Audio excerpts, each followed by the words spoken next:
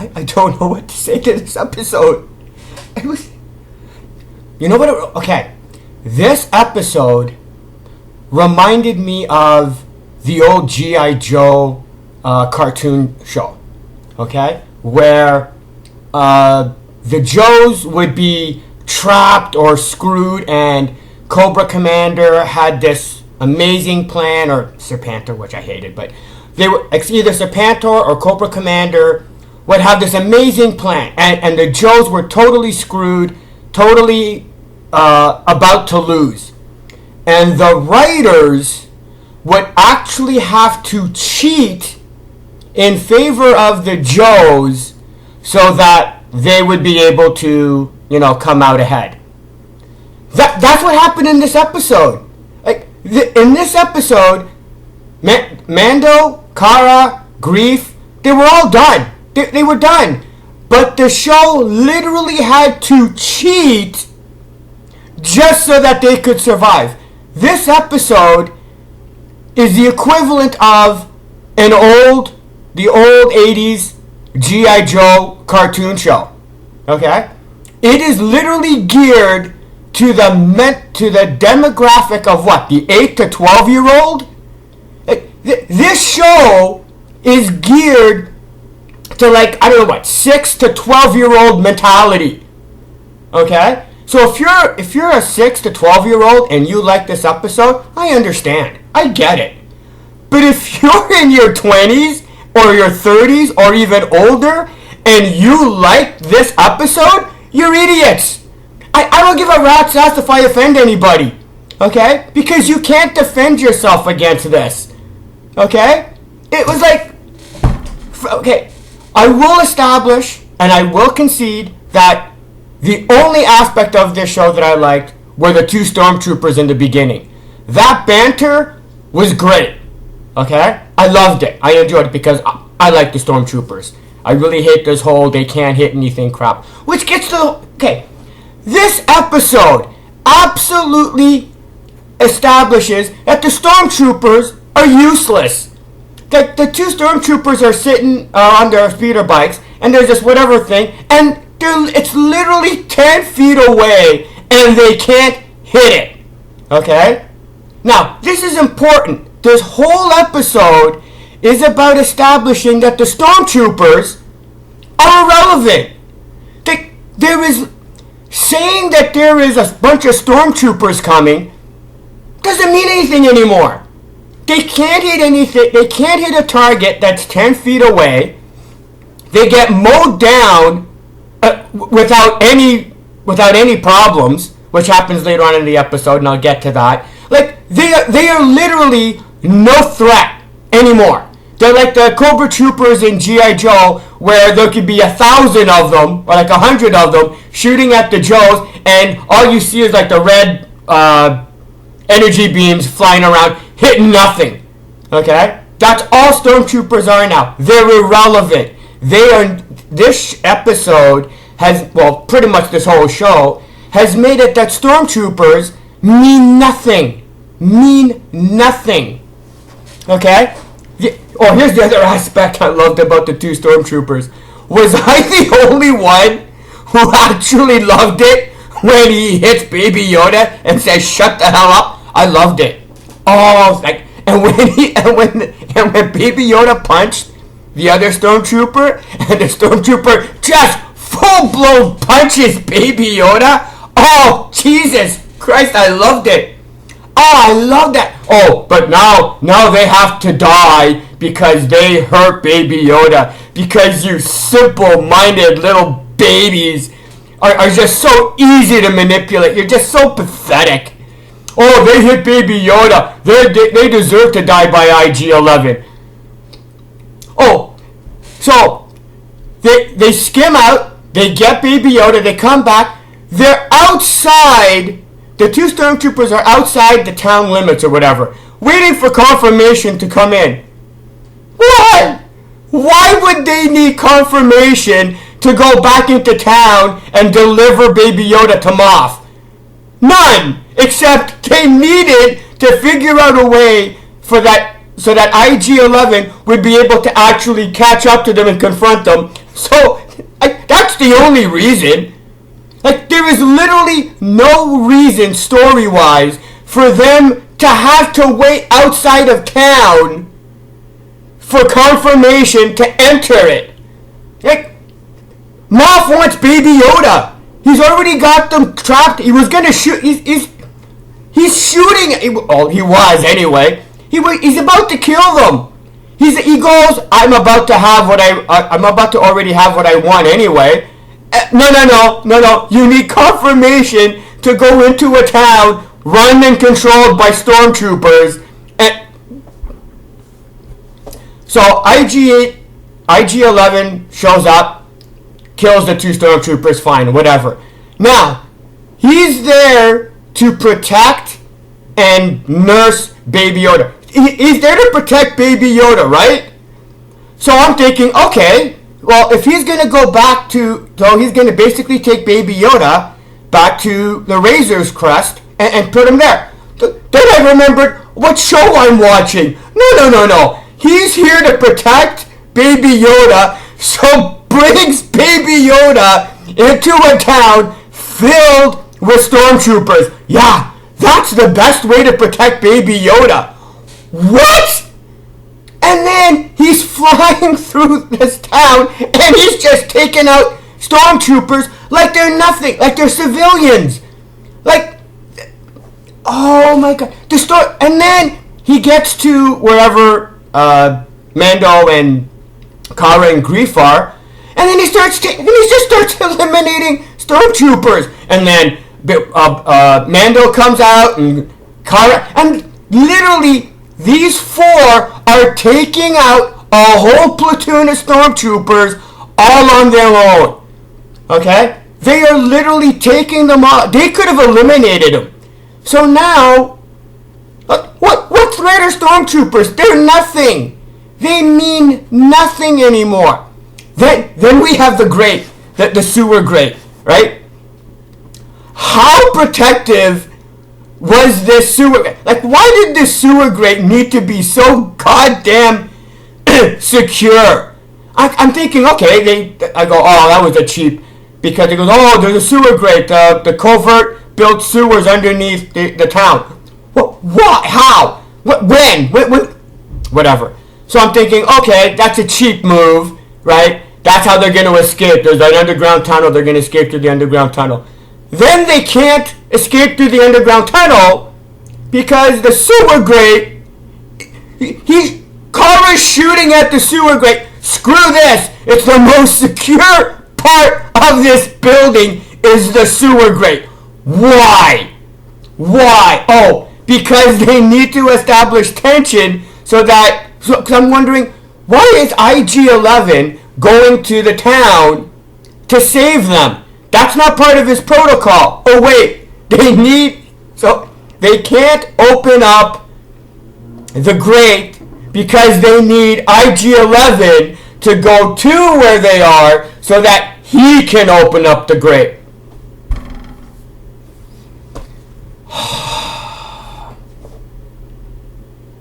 Oh yeah, and then Moff and all the stormtroopers are just standing there. Why? They want to negotiate. Okay, wait a minute. Before Moff could have even found out that the 2 stormtroopers lost Baby Yoda, okay?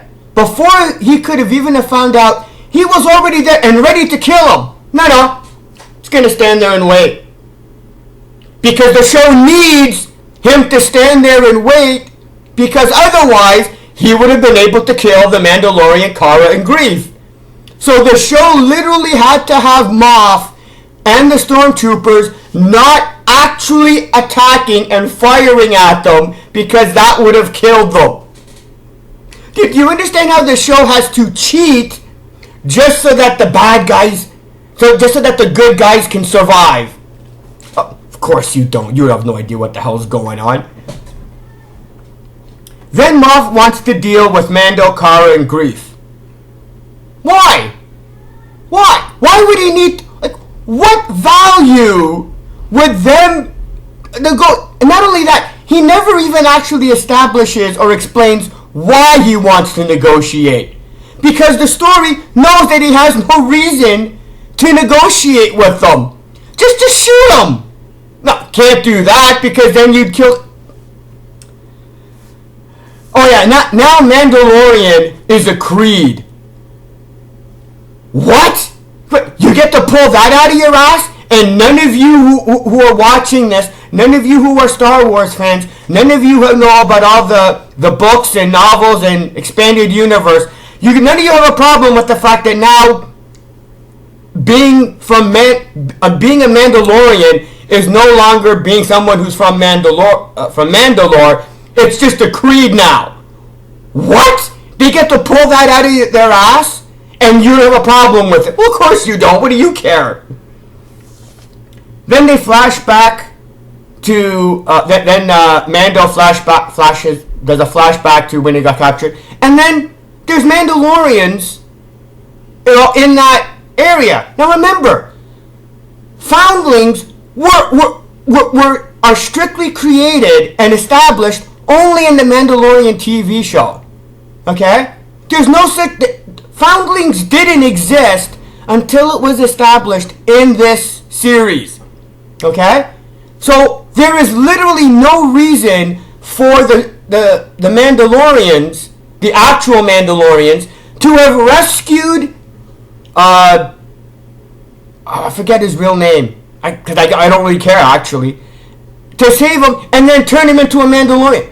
Because it's a Why? Why were the Mandalorians there fighting the droids in the first place?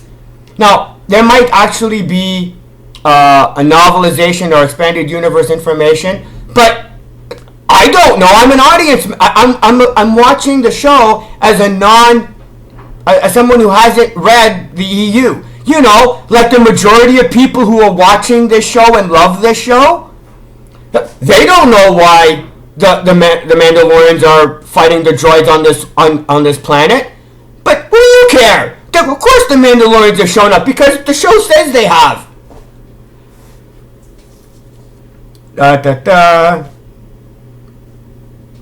So eventually IG-11 shows up, and basically again, with the help of Mando, Greef, and Cara, are taking out, everybody, all the stormtroopers. Then Mando's hurt. What can we possibly do? How can we help Mandalorian?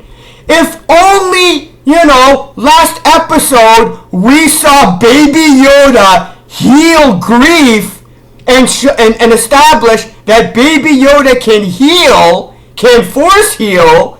What? If only that happened. Like, what do you mean you can't heal Mando? You just... Greef, of all people, would have gone, hey, since Baby Yoda healed me, why don't we do that to heal Mando?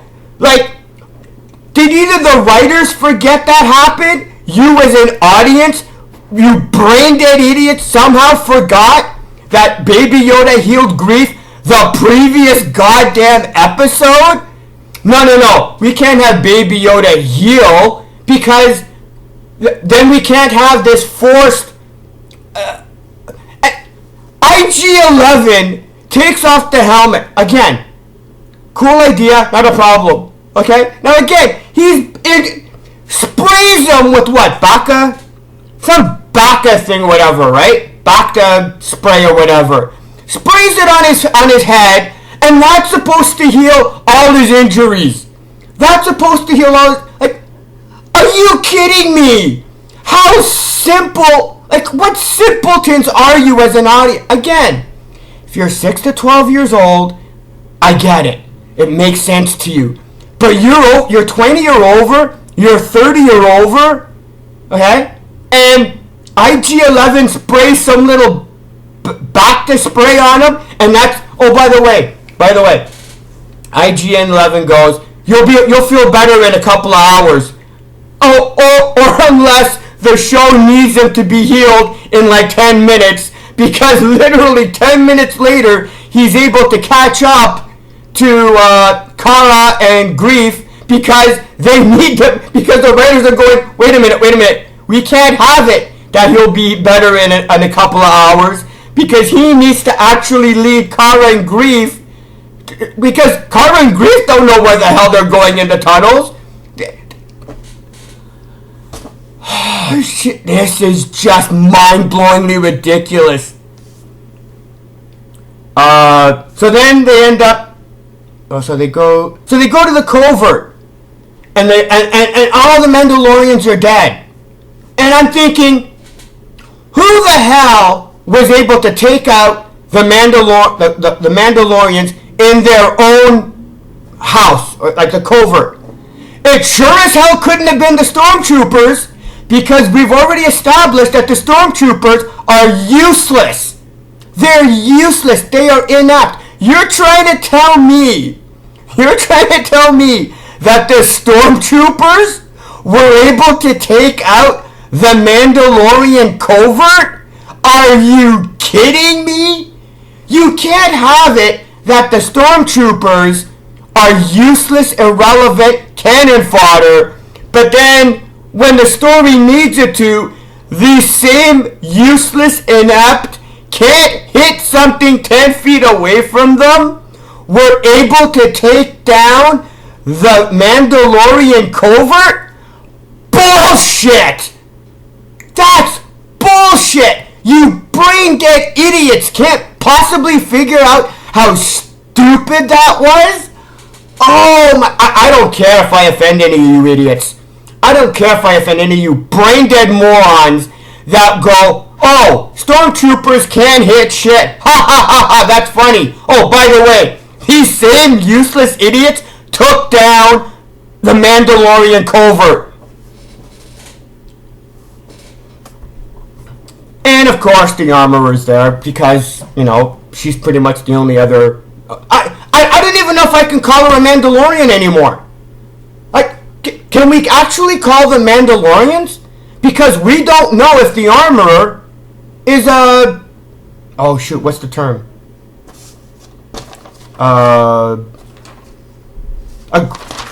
Yeah, whatever. Like, a foundling. How do we know that the Armorer isn't actually a foundling and not actually a Like, how do we even know that any of the people who are calling themselves Mandalorians are actually from Mandalore anymore? They could all be foundlings from all different... Like, by establishing that Mandalorians is a creed, then it makes the idea that they are from Mandalore and that it was destroyed. What do you care? Because you don't even know what the hell's going on. So, you know, she's there and she gives... again, I'm not even going to bother with all that because it was just too damn stupid. Oh yeah. So now, the Mandalorian has to reunite Baby... Because now Baby Yoda is a foundling. But you can't train it. You can't train it. You have to bring it to its people. Why? Why? Oh, because that is the plot of this series. What I actually had, which is what I, you know, predicted from episode 1. This is going to be a show of the Mandalorian and Baby Yoda just traveling through space, going from planet to planet. Like there's no goddamn way the Mandalorian is going to be able to find Baby Yoda's planet. Okay? Obviously he is because the show needs him to. But do you understand how ridiculous this is? How blatant, in your face you have to be. You have to have the mentality of a 10-year-old to like and not have any problems with this show. So then, there's a river of lava underneath the town. Well, why is there a river of lava underneath the town? No, seriously. Why would there be a river of lava underneath the town? And why would there be a ferry boat to man the river of lava? Is this ferry boat belong to the Mandalorians? Because it's their underground tunnel. Is it the sewers? And then the Mandalorian goes, "Do you think it'll survive the heat of the lava?" You mean a ferry boat designed to traverse the river of lava? Gee, and you wonder if it's going to be able to survive the heat of the lava. Then we get, I think it's an R2 unit, I could remember. Okay, here's the other one. The whole idea that the Mandalorian hates droids is done. Because when I saw that the ferry boat was actually being manned by a droid, I actually went, oh, okay. The Mandalorian's gonna go, we can't do this, we have to find something else. But then again, I remembered what a stupid ass show this is, and the Mandalorian goes, yeah, no problem, I don't have a problem with droids anymore. It's not like it's episode 1 anymore, this is episode 8. I don't have a problem with droids anymore, even though I'm going to constantly go along the lines and use it again that I hate droids whenever the story wants me to. But whenever I actually have to, use a droid and work with the droid, not a problem. And then the droid has legs and legs and arms. And then the Mandalorian asks the stupidest question. Does anybody here happen to speak droid? You got an IG-11 standing right goddamn beside you. And you're wondering if there's any one of you who can speak. This is the best bounty hunter in the parsec, boys and girls. Who doesn't even realize. And then the droid.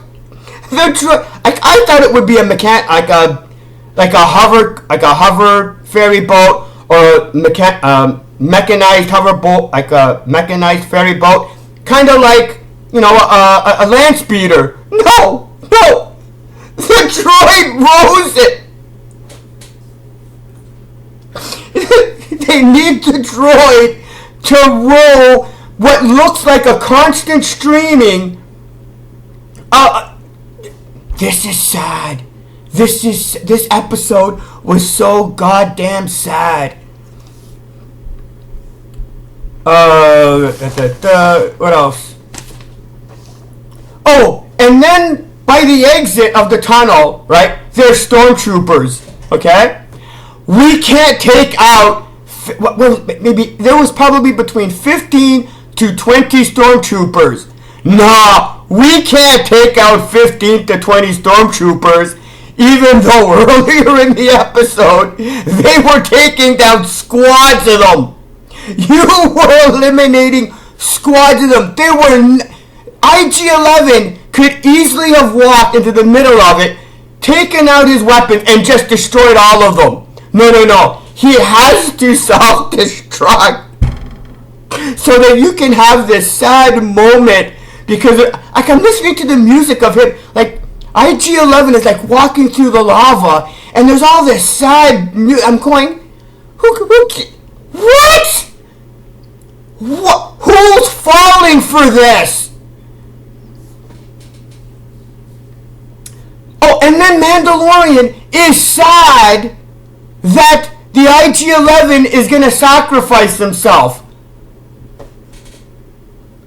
Screw this show. I'm not taking this show seriously anymore. Like, I started off wanting to take this show seriously, wanting to like this show. Now, this show doesn't care. And then he self-destructs, right? He self-destructs in front of the opening of the tunnel. And again, in my head, I'm going, well, that doesn't make any sense. Because if he self-destructs in front of the opening of the tunnel, that'll cause the opening of the tunnel to collapse. But then I remembered what show I'm watching. Of course the IG-11 can explode in front of the opening of the tunnel and not cause any effect. You're so pathetic. You fans of this show are, again, other than the 6 to 12-year-olds, you fans who love this show are pathetic. You are so simple-minded. Oh, and then Moff shows up by himself. Like, why? Why would Moff show up by himself with his X-Wing? He wants to capture Baby Yoda. Remember, show? Hey, writers, remember Moff actually wants Baby Yoda alive? As opposed to shooting. Like, for those of you watching this show who love this show, did you forget that Moff actually wants Baby Yoda alive, but is now shooting at them to kill? Like, does any of this bother you? Did any of you have a problem with this? Of course not. Why would you have a problem with Moff trying to kill Baby Yoda when he actually wants Baby Yoda alive? And the armorer gives Mando the jetpack. And hold on, where's the line? When you have healed, you will begin your drills. Until then, it will not listen to your commands. Or not. Or when the story... Like, did the writers not even pay attention to what they had written in this goddamn episode?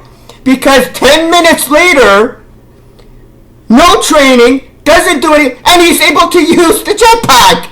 It was like, what was that bullshit? Like, this show literally rendered its own dialogue and its own story irrelevant 10 minutes after So, of course, Mando uses the jetpack and... so, again, takes down the X-Wing, and then the X-Wing falls. And you see it hit the ground, and, again, because I actually have, a mental capacity and an IQ that's in the triple digits, I saw it, I'm going, gee, that's odd that it didn't explode. Because I figured, it was done. I'm going, why would it explode? It under normal circumstances, you would have figured that thing would have exploded. So, Mandalorian goes off, and we end up seeing the wreckage of the X-Wing. And it's like, oh, okay. Now I know why it didn't explode. Because apparently Moff's not allowed to die. And then... Moff has the Dark Blade. Now, it better not be a Dark Blade. Okay, because I honestly don't know what's worse. Whether he has a Dark Blade or the Dark Saber, sorry. I apologize. I don't know if he has a Dark Saber or the Dark Saber. Because either way, it's goddamn pathetic. It's ridiculous. So now, you want to know why Moff has the Dark Saber? Because it's not enough for you, because since you've already been hooked on this show because of Baby Yoda, they need to give you a reason to actually want to tune in to the next season. So they have it that Moff has the Darksaber as a teaser for you to go, oh, how does Moff have a Darksaber? What does that mean?